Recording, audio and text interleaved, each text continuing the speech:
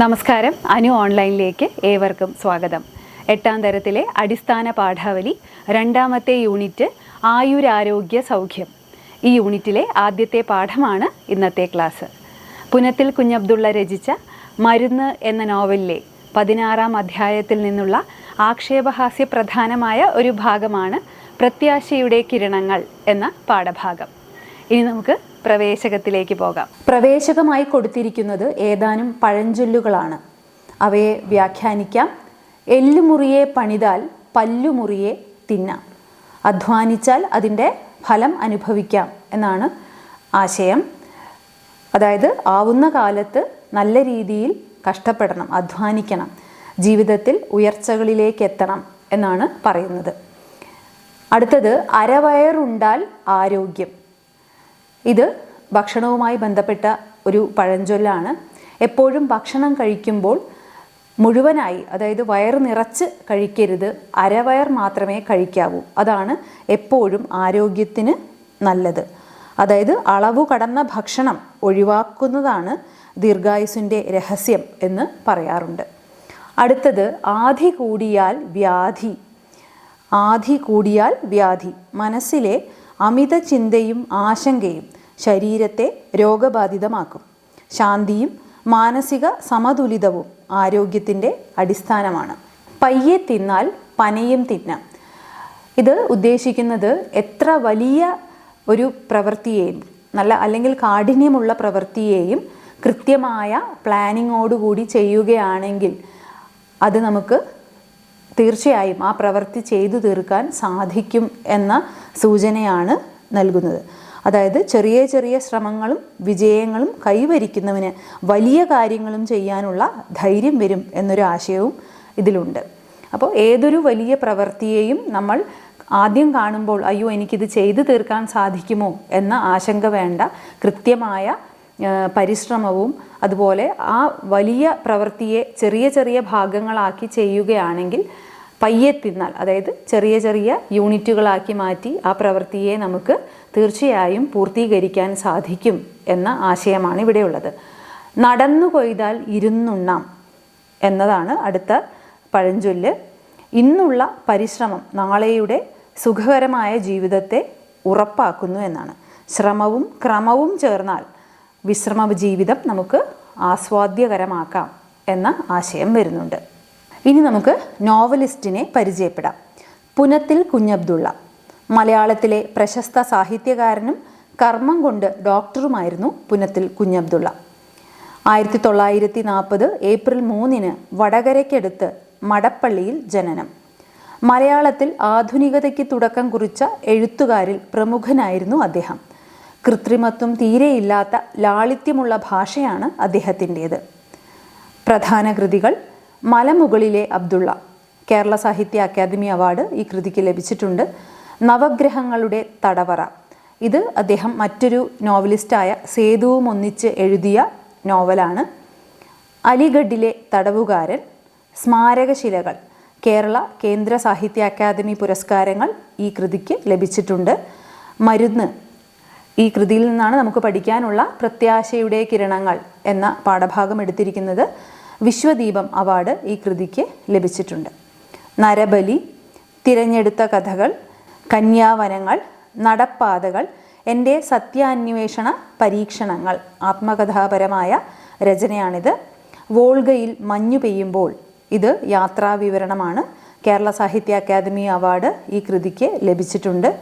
അഗ്നിക്കിനാവുകൾ, 2017 October 27 അദ്ദേഹം അന്തരിച്ചു. ഇനി പാഠഭാഗത്തിലേക്ക് പോകുന്നതിന് മുമ്പായി കൊടുത്തിരിക്കുന്ന ബന്ധവാക്യത്തിൻ്റെ അർത്ഥം കൂടി മനസ്സിലാക്കാം. ഉണ്ടവന് പായ കിട്ടാഞ്ഞിട്ടും ഉണ്ണാത്തവന് ഇല കിട്ടാഞ്ഞിട്ടും എന്നല്ലേ ചൊല്ല്. ഉണ്ടവൻ്റെയും ഉണ്ണാത്തവൻ്റെയും അവസ്ഥ ഒന്നു തന്നെയോ. വിശക്കുന്നവന് ഭക്ഷണം കിട്ടാത്തതിലുള്ള വേദനയാണുള്ളതെങ്കിൽ ഭക്ഷണം കഴിച്ചവന് ആ കഴിച്ചു കഴിഞ്ഞതിലുള്ള ക്ഷീണം തീർക്കാനുള്ള വെമ്പലാണ്. അതായത് മനുഷ്യൻ്റെ ആഗ്രഹങ്ങളും ആവശ്യങ്ങളും വ്യത്യസ്തമാണ്. ഇത്തരത്തിൽ വ്യത്യസ്തരായ 2 വ്യക്തികളെ ആണ് ഈ പ്രത്യാശയുടെ കിരണങ്ങൾ എന്ന പാഠഭാഗത്ത് അവതരിപ്പിക്കുന്നത്. ഇനി നമുക്ക് പാഠഭാഗത്തിലേക്ക് വരാം. പ്രത്യാശയുടെ കിരണങ്ങൾ. പുനത്തിൽ കുഞ്ഞബ്ദുള്ളയുടെ മരുന്ന് എന്ന നോവലിലെ 16-ാം അധ്യായത്തിൽ നിന്നുള്ള ആക്ഷേപഹാസ്യ പ്രധാനമായ ഒരു ഭാഗമാണ് ഈ പാഠഭാഗം. വായിക്കാം. എന്താണ് അസുഖം? അധികം നീട്ടാതെ ഒറ്റ വാക്കിൽ പറഞ്ഞോളൂ. ക്ഷീണം, കലശലായ ക്ഷീണം. ഇത്രയും പറഞ്ഞ് അയാൾ ചുണ്ടുകൾ അടച്ചുപിടിച്ചു. എന്തിനാണ് ഈ കലശൽ? ക്ഷീണം മാത്രം പോരെ? ഡോക്ടർ സന്തുകുമാർ രോഗിയുടെ കൺപോളകൾ വിടർത്തുകയും നാവ് നോക്കുകയും നാഡി പിടിക്കുകയും ചെയ്ത ശേഷം ചോദിച്ചു. പാല് കുടിക്കാറുണ്ടോ? ഇല്ല. മുട്ട തിന്നാറുണ്ടോ? ഇല്ല. ഇറച്ചിയും മീനും തിന്നാറുണ്ടോ? ഇല്ല. സന്തുകുമാറിൻ്റെ ഭാവം മാറി. ദേഷ്യവും ഈർഷ്യയും കലർന്ന സ്വരത്തിൽ അദ്ദേഹം ചോദിച്ചു. പുല്ല് തിന്നാറുണ്ടോ? രോഗി കണ്ണുകൾ ചിമ്മിയ ശേഷം പറഞ്ഞു. സർ, ഒരർത്ഥത്തിൽ പുല്ലു തിന്നാൻ പോലും വകയില്ല. ഈശ്വരഭക്തനായ കൈക്കൂലി വാങ്ങാത്ത ഒരു ശിപ്പായിയാണ് ഞാൻ. സർ, അച്ഛനമ്മമാരെയും ഭാര്യാമക്കളെയും പോറ്റാൻ തന്നെ ശമ്പളം തികയുകയില്ല. രോഗിയുടെ ചുമലിൽ തട്ടി സന്തുകുമാർ അയാളെ എഴുന്നേൽപ്പിച്ച് കട്ടിലിൽ കിടത്തി. സ്നേഹത്തോടും ദയയോടും കൂടിയാണ് പിന്നീടുള്ള അദ്ദേഹത്തിൻ്റെ നീക്കങ്ങൾ ആരംഭിച്ചത്. രോഗിയെ നന്നായി പരിശോധിച്ചു. അലമാര തുറന്ന് മുന്തിയ ടോണിക്കുകളും ബിസ്ക്കറ്റുകളും അദ്ദേഹം അയാൾക്ക് കൊടുത്തു. ചങ്ങാതി, തനിക്കൊരു രോഗവുമില്ല. ഭക്ഷണത്തിൻ്റെ കുറവാണ് ക്ഷീണത്തിന് കാരണം. പതിവായി കടലയും പയറും കഴിക്കുക. തരം കിട്ടുമ്പോൾ മത്സ്യമാംസങ്ങളും കഴിച്ചോളൂ. ഇടയ്ക്കിടെ വന്നാൽ ഇത്തരം മരുന്നുകളും തരാം. പ്രത്യാശയുടെ കിരണങ്ങൾ രോഗിയുടെ കണ്ണുകളിൽ നിഴലിച്ചു. ശരി, പൊയ്ക്കോളൂ, സന്തുകുമാർ പറഞ്ഞു. പുല്ലു മാത്രം തിന്നു നടന്നാൽ ചത്തുപോകും. ഞാൻ പറഞ്ഞേക്കാം. പിന്നെ വേറൊരു കാര്യം, എല്ലാ ഫയലുകളും വേഗം വേഗം എത്തിച്ചു കൊടുക്കണം കേട്ടോ. പാഠത്തിൻ്റെ ആദ്യ ഭാഗത്ത് സന്തുകുമാർ എന്നൊരു ഡോക്ടർ ഒരു ദരിദ്രനായ രോഗിയെ പരിശോധിക്കുകയാണ്. അയാൾ ദരിദ്രനാണ് എന്ന് ആദ്യം അയാൾക്ക് മനസ്സിലാവുന്നില്ല. എന്താണ് അസുഖം എന്ന് ചോദിച്ചപ്പോൾ കലശലായ ക്ഷീണം. കലശൽ എന്ന് വെച്ചാൽ അതിയായ എന്നാണ് അർത്ഥം. അപ്പോൾ ആ കലശൽ എന്നുള്ള വാക്ക് വേണ്ട എന്ന് അല്പം ദേഷ്യത്തോടു കൂടി തന്നെയാണ് ഡോക്ടർ പറയുന്നത്.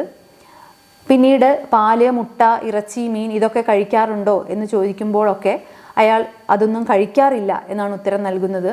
ദേഷ്യവും ഈർഷ്യയും കലർന്ന സ്വരത്തിൽ, ഈർഷ്യ, വെറുപ്പ്. അദ്ദേഹം ചോദിച്ചു, പുല്ല് തിന്നാറുണ്ടോ എന്ന്. അപ്പോഴാണ് രോഗി തൻ്റെ യഥാർത്ഥ അവസ്ഥ പറയുന്നത്. ഈശ്വരഭക്തനാണ്, കൈക്കൂലി വാങ്ങിക്കാത്ത ഒരു സാധാരണ ശിപ്പായിയാണ്, അതായത് ഒരു പ്യൂണാണ്. അച്ഛനമ്മമാരെയും ഭാര്യയെയും മക്കളെയും ഒക്കെ പോറ്റാൻ തന്നെ ആ ശമ്പളം തികയുന്നില്ല. അങ്ങനെ ഇരിക്കെ താൻ എങ്ങനെയാണ് ഇതൊക്കെ കഴിക്കുക എന്നാണ് രോഗിയുടെ ചോദ്യം. അത് കേട്ടതോടുകൂടി സന്തുകുമാർ എന്ന ഡോക്ടർ അയാളെ എഴുന്നേൽപ്പിച്ച് കട്ടിലിൽ കിടത്തുന്നു. പിന്നീട് വളരെ സ്നേഹത്തോടും ദയോടും കൂടിയിട്ടാണ് അദ്ദേഹം പെരുമാറുന്നത്. പിന്നീട് അലമാരയിൽ നിന്ന് ടോണിക്കുകളും കുറച്ച് ബിസ്ക്കറ്റുകളും ഒക്കെ എടുത്ത് അദ്ദേഹത്തിന് കൊടുത്തു. എന്നിട്ട് ഇത്തരത്തിൽ ഉപദേശിച്ചു, തനിക്കൊരു അസുഖവുമില്ല, പറ്റുമ്പോഴൊക്കെ മത്സ്യമാംസാദികൾ കഴിക്കണം, പതിവായി കടലയും പയറും ഒക്കെ കഴിക്കണം എന്ന് പറയുന്നുണ്ട്. ഇനി മറ്റൊരു കാര്യം കൂടി പറയുന്നുണ്ട്, സന്ദർഭം ലഭിക്കുമ്പോഴൊക്കെ ഇങ്ങോട്ട് വരികയാണെങ്കിൽ സൗജന്യമായി ഞാൻ ടോണിക്കുകളും മരുന്നുകളും ഒക്കെ തരാമെന്ന് പറയുന്നു. പിന്നീട് പോകുന്ന വഴിക്ക് ഒരു ഫലിതരസത്തിൽ ഒരു കാര്യം കൂടി പറയുന്നുണ്ട്, പുല്ലു മാത്രം തിന്നു നടന്നാൽ ചത്തുപോകും, ഞാൻ പറഞ്ഞേക്കാം. അപ്പോൾ വളരെ ദയാലുവായിട്ടുള്ള സ്നേഹനിധിയായിട്ടുള്ള ഒരു ഡോക്ടറാണ്. മാത്രമല്ല തൻ്റെ തൊഴിലിൽ അങ്ങേയറ്റം ആത്മാർത്ഥത പുലർത്തുന്ന ഒരു ഡോക്ടർ കൂടിയാണെന്ന് കാണുന്നുണ്ട് ഇവിടെ. കാരണം ഒരു രോഗിയെ കയ്യിൽ കിട്ടുമ്പോൾ എല്ലാവിധ ടെസ്റ്റുകളും കൊടുത്ത് അല്ലെങ്കിൽ ധാരാളം മരുന്നുകൾ എഴുതി കൊടുക്കുന്ന പല ഡോക്ടർമാരെയും നമുക്ക് പരിചയമുണ്ടാകും. ഇദ്ദേഹം അതിൽ നിന്നെല്ലാം വ്യത്യസ്തനാണ്. മരുന്നുകളൊന്നും കുറിച്ചു കൊടുക്കുന്നില്ല എന്ന് മാത്രമല്ല, തൻ്റെ കയ്യിലുള്ള മരുന്നുകൾ അയാൾക്ക്, ദരിദ്രനായ ആ രോഗിക്ക് കൊടുക്കുകയാണ് ചെയ്യുന്നത്. ഇനി പാഠഭാഗത്തിൻ്റെ അടുത്ത ഭാഗം വായിക്കാം. ഡോക്ടർ സന്തുകുമാറിനേക്കാൾ തടിച്ചു കൊഴുത്ത ഒരു മനുഷ്യൻ കയറി വന്നു. 60-ലധികം പ്രായം കാണും. വിരലുകൾ നിറയെ സ്വർണ്ണമോതിരങ്ങൾ, വില പിടിച്ച സെൻറ്റിൻ്റെ പരിമളം, ചന്ദന തൈലത്തിൻ്റെ സുഗന്ധം. അല്ല, നിങ്ങൾ ഇതുവരെ മരിച്ചിട്ടില്ലേ? ഡോക്ടർ സന്തുകുമാർ ചോദിച്ചു. ഇല്ല, ഞാൻ മരിച്ചിട്ടില്ല. സന്തുകുമാറിൻ്റെ OPയിലെ ഒരു സ്ഥിരം രോഗിയാണ് ഈ ധനികൻ. ഇയാളെ കാണുമ്പോഴൊക്കെ സന്തുകുമാർ ആദ്യം ചോദിക്കുന്ന കുശലമാണിത്. ഹഹഹ, ധനികൻ പൊട്ടിച്ചിരിക്കുകയാണ്. ബെഞ്ചിലിരുന്ന് കിതപ്പ് മാറ്റിയ ശേഷം ധനികൻ പറഞ്ഞു, പ്രഷർ നോക്കണം, പഞ്ചസാര നോക്കണം, ECG എടുക്കണം. ദൈവമേ, എനിക്ക് എന്നാണ് പ്രഷർ വരിക? എൻ്റെ മൂത്രത്തിൽ എന്നാണ് പഞ്ചസാര ഉണ്ടാവുക? ധനികൻ്റെ സ്ഥിരമായ ആവശ്യങ്ങളാണിത്. അദ്ദേഹത്തിൻ്റെ ധനികരായ സുഹൃത്തുക്കൾക്കെല്ലാം പ്രഷറും ഷുഗറും അറ്റാക്കുമുണ്ട്. പലരും കാലയവനികയ്ക്കുള്ളിൽ മറയുകയും ചെയ്തു. എന്തിനാണ് ഇത്ര നേരത്തെ മരിക്കുന്നത്? സന്തുകുമാർ ചോദിച്ചു. പതിവായുള്ള ചോദ്യം. മരിക്കുകയൊന്നും വേണ്ട, എനിക്ക് വേണ്ടത് നല്ല നല്ല രോഗങ്ങളാണ്. എന്നിട്ട് ചികിത്സിക്കണം, മരുന്ന് കഴിക്കണം. അങ്ങനെ രോഗം മാറി ഞാൻ ഒരുപാട് കാലം ജീവിക്കണം. എനിക്കുമില്ലേ ഒരു ഗുളിക കഴിക്കാൻ പൂതി? ധനികൻ്റെ കാതിലുള്ള വൈരക്കല്ല് വെച്ച കടുക്കൻ തൊട്ടുകൊണ്ട് സന്തുകുമാർ ചോദിച്ചു. ലാല, എന്തിനാണ് ഈ കടുക്കൻ? ഇത് ഭാര്യയ്ക്ക് കൊടുത്തേക്ക്, അവർക്ക് നല്ല ചേർച്ചയായിരിക്കും. ഇല്ല, ഞാനിത് ഊരുകയില്ല. പെൺമക്കളില്ലാത്ത എൻ്റെ അമ്മയുടെ അവസാനത്തെ സന്താനമായിരുന്നല്ലോ ഞാൻ. സന്തു, നിനക്കറിയാമോ അതൊക്കെ? സന്തുകുമാറിനെ സന്തു എന്നും ഡോക്ടർ എന്നും ധനികൻ മാറി മാറി വിളിക്കും. അത്രയും അടുപ്പത്തിലാണവർ. OPയിലെ ഒരു പിടി സമയം അപഹരിച്ചുകൊണ്ട് ധനികനും പരിവാരവും ഇറങ്ങി. അടുത്തതായി ഡോക്ടർ സന്തുകുമാറിനെ കാണാനെത്തുന്നത് ഒരു ധനികനാണ്. OPയിലെ ഒരു സ്ഥിരം അംഗമാണ് അയാൾക്ക് രോഗങ്ങളൊന്നുമില്ല. പക്ഷെ അയാളുടെ ആഗ്രഹം തനിക്ക് വലിയ വലിയ രോഗങ്ങൾ വരണമെന്നാണ്. Sugar, pressure, attack. തൻ്റെ സുഹൃത്തുക്കൾക്ക് എല്ലാവർക്കും, സമ്പന്നരായ സുഹൃത്തുക്കൾക്ക് എല്ലാവർക്കും ഇത്തരത്തിലുള്ള രോഗങ്ങളുണ്ട്. അതുകൊണ്ട് തനിക്കും ആ രോഗങ്ങളൊക്കെ വരണം എന്നാണ്. പൂതി എന്ന് പറയുന്നത് ഗുളിക കഴിക്കാൻ പൂതിയാണ്. പൂതി, ആഗ്രഹം. അപ്പോൾ ഇദ്ദേഹത്തിന് രോഗങ്ങളൊന്നും ഇല്ലെങ്കിലും രോഗങ്ങളെ ഒരു അന്തസ്സായി കരുതുന്ന ആളാണ്. അപ്പോൾ സന്തുകുമാർ ചോദിക്കുന്നുണ്ട്, എന്തിനാണ് ഇത്ര നേരത്തെ മരിക്കുന്നത്? അപ്പം മരിക്കാനല്ല, ഇതുപോലെയുള്ള വലിയ വലിയ രോഗങ്ങൾ ഉണ്ടാകണം, അതിന് ചികിത്സിക്കണം, ചികിത്സിച്ച് രോഗം ഭേദമാകണം, എന്നിട്ട് കുറേ കാലം ജീവിക്കണം. അങ്ങനെ തനിക്കും ഗുളിക കഴിക്കാൻ ആഗ്രഹമുണ്ട് എന്നാണ് പറയുന്നത്. കാലയവനിക എന്നാൽ മരിക്കുക എന്നാണ്. കാലയവനികയ്ക്കുള്ളിൽ മറയുക എന്നാൽ മരിക്കുക എന്നാണ് അർത്ഥം. പഞ്ചസാര നോക്കണം എന്ന് പറയുന്നത് ഷുഗർ ടെസ്റ്റ് ചെയ്യുന്നതിനെയാണ് പറയുന്നത്. ധനികൻ എന്നാൽ സമ്പന്നൻ എന്നാണ് അർത്ഥം. കുശലം അന്വേഷിച്ചു, കുശലം ചോദിക്കുക, സ്നേഹാന്വേഷണം നടത്തുക എന്നാണ് അർത്ഥം. അപ്പോൾ ഇങ്ങനെയുള്ള ഒരു ധനികനാണ് സന്തുകുമാറിനെ കാണാനായിട്ട് എത്തുന്നത്. അതിനിടയിലും സന്തുകുമാർ വളരെ രസകരമായി അദ്ദേഹത്തോട് സംസാരിക്കുന്നുണ്ട്. കാതിലിട്ട കടുക്കൻ ഭാര്യയ്ക്ക് കൊടുത്താൽ എന്ത് എന്ന് ചോദിക്കുന്നുണ്ട്. അപ്പോൾ അത് തൻ്റെ അമ്മയുടെ അവസാനത്തെ സന്താനമായിരുന്നു താൻ. അവർക്ക് പെൺമക്കളില്ലായിരുന്നു. അപ്പോൾ ആ ഒരു ആഗ്രഹത്തിന് വേണ്ടിയിട്ട് അണിയിച്ചതാണ്, അതുകൊണ്ട് അത് കൊടുക്കില്ല എന്നിങ്ങനെ പറയുന്നു. അപ്പോൾ ഇവിടെ ഈ രണ്ട് രോഗികളെ, ഒരാൾ രോഗമൊന്നും ഇല്ലെങ്കിൽ പോലും അത്യാവശ്യത്തിന് ഒരു പോഷകാഹാരം കഴിക്കാനുള്ള വക പോലും ഇല്ലാത്ത ദരിദ്രനായ ഒരു രോഗി, മറ്റൊരിടത്ത് രോഗങ്ങളൊന്നുമില്ലെങ്കിലും രോഗമുണ്ടായാലേ തനിക്ക് സമൂഹത്തിൽ ഒരു അന്തസ്സ് ഉണ്ടാവുള്ളൂ എന്ന് കരുതി രോഗം വരണമെന്ന് ആഗ്രഹിക്കുന്ന മറ്റൊരാൾ. അതായത് ഡോക്ടറെ കാണാൻ ഈ രണ്ടുപേരും വരുന്നത് രണ്ട് കാര്യത്തിനാണ്. നിരന്തരമായി അലട്ടുന്ന ശാരീരികമായ ക്ഷീണത്തിൽ നിന്നുള്ള മോചനമാണ് ഒരാളുടെ ആവശ്യം. എന്നാൽ ധനികന് രോഗങ്ങൾ വന്ന് ധാരാളം മരുന്ന് കഴിക്കണം എന്ന ആഗ്രഹമാണുള്ളത്. മരുന്ന് വാങ്ങാൻ പോലും സാമ്പത്തിക സ്ഥിതിയില്ലാത്ത ഒരു വ്യക്തിയും അനാവശ്യമായി മരുന്ന് വാങ്ങി കഴിക്കാൻ ആഗ്രഹിക്കുന്ന മറ്റൊരു വ്യക്തിയും. ദരിദ്രനായ രോഗിയോട് പുല്ല് തിന്നാറുണ്ടോ എന്ന് ചോദിച്ച് പരിഹസിച്ച ഡോക്ടർ അയാൾക്ക് സൗജന്യമായി ഗുളികയും ടോണിക്കുമൊക്കെ നൽകുന്നുണ്ട്. ധനികന് മരുന്നൊന്നും ഡോക്ടർ നൽകുന്നില്ല.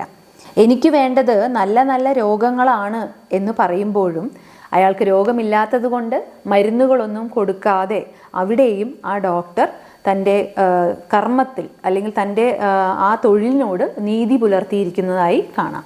അതായത് തൻ്റെ സാമ്പത്തിക ലാഭത്തിന് പുറത്ത് തൊഴിൽപരമായ ധാർമ്മികത സൂക്ഷിക്കുന്ന വ്യക്തിയാണ് ഡോക്ടർ സന്തുകുമാർ എന്ന് നമുക്ക് ഈ പാഠഭാഗത്തിൽ നിന്ന് മനസ്സിലാക്കാം. ഇനി നമുക്ക് പഠന പ്രവർത്തനങ്ങളിലേക്ക് വരാം. ആദ്യത്തെ ചോദ്യം ചർച്ച ചെയ്യാം. ഒരർത്ഥത്തിൽ പുല്ല് തിന്നാൻ പോലും വകയില്ല. എനിക്ക് വേണ്ടത് നല്ല നല്ല രോഗങ്ങളാണ്. പുല്ലു മാത്രം തിന്നു നടന്നാൽ ചത്തുപോകും, ഞാൻ പറഞ്ഞേക്കാം. ഈ വാക്യങ്ങൾ വിശകലനം ചെയ്ത് പാഠഭാഗത്ത് തെളിയുന്ന ജീവിതാവസ്ഥ ചർച്ച ചെയ്യുക. ഒരർത്ഥത്തിൽ പുല്ല് തിന്നാൻ പോലും വകയില്ല. ഈ വാക്യം ദരിദ്രനായ സർക്കാർ ഉദ്യോഗസ്ഥൻ്റെ അത്യന്തം ദയനീയമായ ജീവിത സാഹചര്യത്തെ തുറന്നുകാട്ടുന്നു. നിത്യജീവിതം പോലും നയിക്കാൻ സാമ്പത്തിക ശേഷിയില്ല. പോഷകാഹാരം എടുക്കുന്നതിന് പോലും പണം പോരാത്ത ഒരു അവസ്ഥ. അടുത്തത്, എനിക്ക് വേണ്ടത് നല്ല നല്ല രോഗങ്ങളാണ്. ഇത് ധനികൻ്റെ വ്യത്യസ്തമായ ചിന്തയെയും ലക്ഷറി സിൻഡ്രോം പോലെയുള്ള മനോഭാവത്തെയും പരിഹസിക്കുന്നു. പണത്തിൻ്റെ പ്രാബല്യം കൊണ്ടുള്ള ഒരു വ്യാകുലമായ ആഗ്രഹം, രോഗങ്ങൾ കിട്ടട്ടെ, മരുന്നുകൾ വാങ്ങാനാകട്ടെ എന്ന ചിന്ത, ജീവിതത്തിൽ യാതൊരു കുറവും ഇല്ലാത്തവന് മാത്രം ഉണ്ടാകുന്ന ശൂന്യതയും കൃത്രിമ പ്രശ്നങ്ങൾ സൃഷ്ടിക്കാനുള്ള മനോഭാവവും ഇവിടെ കാണാം. രോഗത്തെ പോലും അന്തസ്സായി കാണുന്നവർക്ക് നേരെയുള്ള പരിഹാസമാണിത്. അടുത്തത്, പുല്ലു മാത്രം തിന്നു നടന്നാൽ ചത്തുപോകും, ഞാൻ പറഞ്ഞേക്കാം. ആദ്യത്തെ രോഗിയോട് കാർക്കശ്യത്തോടെ ഇടപെടുന്നെങ്കിലും ജീവിതാവസ്ഥ തിരിച്ചറിയുമ്പോൾ അയാളോട് സൗമ്യനായി പെരുമാറുന്നു ഡോക്ടർ. രോഗിയുടെ സാമ്പത്തിക ബുദ്ധിമുട്ട് മനസ്സിലാക്കുന്നു. രോഗിയോടുള്ള സ്നേഹവും കരുതലും വാക്കുകളിൽ പ്രകടമാകുന്നുണ്ട്. ദരിദ്രന് മരുന്നു വാങ്ങാനും ചികിത്സിക്കാനും പണമില്ല. ധനികൻ ചികിത്സ തേടുന്നത് ആരോഗ്യത്തിനല്ല, മരുന്നു കഴിക്കണം എന്ന ആഡംബര മോഹം കൊണ്ടാണ്. ആരോഗ്യവും രോഗവും പോലും സാമ്പത്തിക അവസ്ഥയനുസരിച്ച് വ്യത്യസ്തമാകുന്ന സമൂഹത്തിൻ്റെ മുഖച്ഛായ ഈ സന്ദർഭങ്ങളിൽ കാണാം. ഇനി അടുത്ത ചോദ്യം, തത്സമയ ചിരിയരങ്ങ്. കഥയിലെ ഡോക്ടർ, ദരിദ്രനായ രോഗി, സമ്പന്നൻ എന്നിവരുടെ സ്വഭാവ സവിശേഷതകൾ മനസ്സിലാക്കിയല്ലോ. ഈ കഥാപാത്രങ്ങളെ നിങ്ങളാണ് അവതരിപ്പിക്കുന്നതെങ്കിൽ എന്തെല്ലാം തമാശകൾ പറയും? സ്ക്രിപ്റ്റ് തയ്യാറാക്കി ഒരു തത്സമയ ചിരിയരങ്ങ്, അതായത് സ്റ്റാൻഡപ്പ് കോമഡി സംഘടിപ്പിക്കുക. സൂചനകൾ, രസകരമായ സന്ദർഭങ്ങൾ, ചിരി ഉണർത്തുന്നതും കുറിക്കുകൊള്ളുന്നതുമായ സംഭാഷണങ്ങൾ, കഥാപാത്രങ്ങളുടെ അംഗചലനങ്ങൾ, ക്ലാസ്സിൽ വികസിപ്പിച്ച സൂചകങ്ങളുടെ സഹായത്തോടെ അവതരണം വിലയിരുത്തും. അപ്പോൾ തത്സമയ ചിരിയരങ്ങ്, സ്റ്റാൻഡപ്പ് കോമഡി. ആദ്യം കുട്ടികളെ ഗ്രൂപ്പായി തിരിച്ച് രചനകൾ എഴുതുകയും ചർച്ച ചെയ്യുകയും ആവാം. ഹാസ്യാത്മകമായ അവതരണമായിരിക്കണം. നർമ്മരസപ്രധാനമായ സംഭാഷണങ്ങൾ ഉൾപ്പെടുത്താം. ഭാവപ്രകടനം, അംഗചലനങ്ങൾ, കുറിക്കുകൊള്ളുന്ന സംഭാഷണ ശൈലി, വേഷം, രംഗപശ്ചാത്തലം, സംഗീതം, ഇതൊക്കെ നമുക്ക് ഇതിലേക്ക് ഉൾച്ചേർക്കാം. ഈ രീതിയിൽ നമുക്ക് ഒരു തത്സമയ ചിരിയരങ്ങ് സംഘടിപ്പിക്കാം. ഇനി അടുത്ത ചോദ്യത്തിലേക്ക് വരാം. കണ്ടെത്താം, എഴുതാം. കലശലായ ക്ഷീണം, നന്നായി പരിശോധിച്ചു, വേഗം എത്തിച്ചു കൊടുക്കണം. അടിവരയിട്ട പദങ്ങൾ ആശയതലത്തിൽ വരുത്തുന്ന മാറ്റമെന്ത് കണ്ടെത്തി എഴുതുക. ക്രിയയോടുകൂടി വിശേഷണ പദങ്ങൾ ചേരുമ്പോൾ അർത്ഥത്തിനും ആശയത്തിനും മാറ്റം വരുന്നു. അപ്പോൾ അടിവരയിട്ടിട്ടുള്ള പദങ്ങളൊക്കെ തന്നെ വിശേഷണ പദങ്ങളാണ്. ക്രിയയെയോ നാമത്തെയോ ഒക്കെ വിശേഷിപ്പിക്കാനായിട്ട് പദങ്ങൾ ഉപയോഗിക്കാറുണ്ട്. ആ തരത്തിലുള്ള വിശേഷണ പദങ്ങളാണ് അടിവരയിട്ട പദങ്ങൾ എന്ന് മനസ്സിലാക്കുക. ഇനി നമുക്ക് നോക്കാം. കലശലായ ക്ഷീണം. ക്ഷീണം എന്ന അവസ്ഥയുടെ തീക്ഷ്ണതയെ സൂചിപ്പിക്കുന്നതിന് കലശലായ എന്ന വിശേഷണത്തിന് കഴിയുന്നു. നന്നായി പരിശോധിച്ചു. പരിശോധനയുടെ സ്വഭാവത്തെയാണ് നന്നായി എന്ന വാക്ക് അല്ലെങ്കിൽ വിശേഷണം കൊണ്ട് സൂചിപ്പിക്കുന്നത്. വേഗം എത്തിച്ചു കൊടുക്കണം. ഇതിൽ വേഗം എന്ന വിശേഷണം കൊണ്ട് ഉടൻ ചെയ്യേണ്ട കാര്യമെന്ന ബോധം ജനിപ്പിക്കാൻ സാധിക്കുന്നുണ്ട്. ഇതൊക്കെയാണ് പ്രത്യേകതകൾ. ഇനി അടുത്തത് വരയും ചിരിയും. കലാവിദ്യാഭ്യാസവുമായി ബന്ധപ്പെട്ട് കാർട്ടൂൺ രചന പരിചയപ്പെട്ടിട്ടുണ്ടല്ലോ. പ്രത്യാശയുടെ കിരണങ്ങൾ എന്ന പാഠഭാഗത്തിലെ ഉചിത സന്ദർഭങ്ങളെ കാർട്ടൂണാക്കി മാറ്റുക. ഈ പാഠഭാഗം തന്നെ മുൻപ് പറഞ്ഞതുപോലെ ആക്ഷേപഹാസ്യ പ്രധാനമായ ഭാഗമാണ്. അതുകൊണ്ട് ഹാസ്യത്തിന് പ്രാധാന്യമുള്ള സന്ദർഭങ്ങളുണ്ട്. അതിനെ കാർട്ടൂണായിട്ട് വരയ്ക്കാം. അടുത്തത് ഒരു സർവേ ഫോം തയ്യാറാക്കാനാണ്. സമൂഹത്തിൽ വർദ്ധിച്ചു വരുന്ന ജീവിതശൈലി രോഗങ്ങൾക്കെതിരെ ബോധവൽക്കരണം നടത്തുന്നതിൻ്റെ മുന്നോടിയായി വിവരശേഖരണം നടത്തുന്നതിന് ഒരു സർവേ ഫോം തയ്യാറാക്കുക. സർവേ ഫോറത്തിൽ എന്തെല്ലാം ഉണ്ടാകണം? പ്രദേശത്തിൻ്റെ പേരും തരവും, വ്യക്തിഗത വിവരങ്ങൾ, ആൺ പെൺ വയസ്സ്, ഇതൊക്കെ ശേഖരിക്കേണ്ട വിവരങ്ങൾ, ചോദ്യാവലി, സമയക്രമം. അപ്പോൾ ജീവിതശൈലി രോഗങ്ങൾ സർവേ ഫോം എന്തൊക്കെയാണ് ഉണ്ടാകേണ്ടത്? പ്രദേശ വിവരങ്ങൾ. പ്രദേശം എന്ന് പറയുമ്പോൾ ഏത് തരമാണ്, നഗരം, ഗ്രാമം എന്നൊക്കെ നമുക്ക് വേർതിരിക്കാം. വ്യക്തിഗതമായിട്ടുള്ള വിവരങ്ങൾ, പേര്, വയസ്സ്, ലിംഗം, ആൺ പെൺ, മറ്റുള്ളവർ. അപ്പോൾ ഇങ്ങനെ വേർതിരിച്ചു കൊടുക്കാം. തൊഴിൽ എന്താണ് എന്ന് സൂചിപ്പിക്കണം അവിടെ. പിന്നീട് പ്രധാന വിവരശേഖരണം. നിലവിൽ സ്ഥിരം രോഗമുണ്ടോ, ഡയബറ്റിസ്, BP, കൊളസ്ട്രോൾ, ഇതൊക്കെ നമുക്ക് ശേഖരിക്കാവുന്നതാണ്. ദിവസവും വ്യായാമം ചെയ്യാറുണ്ടോ? അതിനും നമുക്ക് ഓപ്ഷൻസ് കൊടുക്കാം. ഇല്ല, 30 മിനിറ്റിൽ താഴെയാണ്, അല്ലെങ്കിൽ 30 to 60 മിനിറ്റ് വ്യായാമം ചെയ്യാറുണ്ട്, 1 മണിക്കൂറിൽ കൂടുതൽ ചെയ്യാറുണ്ട് എന്നിങ്ങനെ നമുക്ക് ഓപ്ഷൻസും കൊടുക്കാം. ഇനി ഭക്ഷണശീലം എടുക്കുകയാണെങ്കിൽ ജങ്ക് ഫുഡിൻ്റെ ഉപയോഗം ദിവസവും കഴിക്കാറുണ്ടോ, ആഴ്ചയിൽ കുറച്ച് കഴിക്കാറുണ്ടോ, വളരെ വിരളമായിട്ട് അപൂർവമായിട്ടേ കഴിക്കാറുള്ളൂ, ഇല്ലെങ്കിൽ ജങ്ക് ഫുഡേ ഉപയോഗിക്കാറില്ല എന്നിങ്ങനെ ഓപ്ഷൻസ് കൊടുക്കാം. ഇനി ഉറക്കം എത്ര മണിക്കൂറാണ് എന്നുള്ളത് സൂചിപ്പിക്കുന്നുണ്ട് താഴേക്ക്. അടുത്തത് പുകവലി, മദ്യപാനം. ദുശീലങ്ങളുണ്ടോ?